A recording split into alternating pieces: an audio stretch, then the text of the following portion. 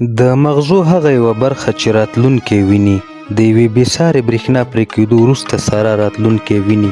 هغه د پیښو مخه نیسي، غمونه اټکلوي او مرګونه ویني مخکې له دې چې پیښ شي.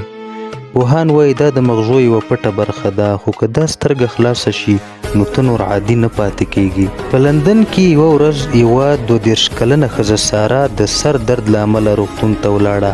ډاکټرانو هغه د میرل ماشین ته دننه کړه، خو د ازموینې پر وخت ناڅاپه برېښنا پرې شوه او ماشین نیمه فعاله پاتې شو.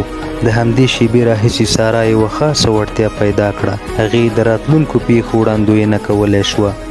لومړۍ نښه دا وه چې هغې د نرسې نوم واخیست مخکې له دې چې نرسه راوځي. بیا یې د روغتون د دروازې مخې ته د یوې پیښې یادونه وکړه او څو دقیقې وروسته یو موټر د دروازې مخې ته ټکر وکړ. پوره څېړنه وشوه. پوهانو وویل چې د ساره په مغزو کې یوه برخه فعاله شوې ده چې نور انسانان کار ترې نشي اخیستی.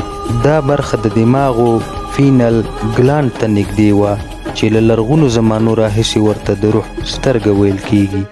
ساره اوس دا وړتیا لري چې د 3 دقیقو نه تر 3 ورځو پورې راتلونکې پیښې وویني. دا وړتیا اوس هم د څېړونکو تر نظر لاندې ده او هغې ته د لندن وړاندوینې ښځې نوم ورکړل شوی.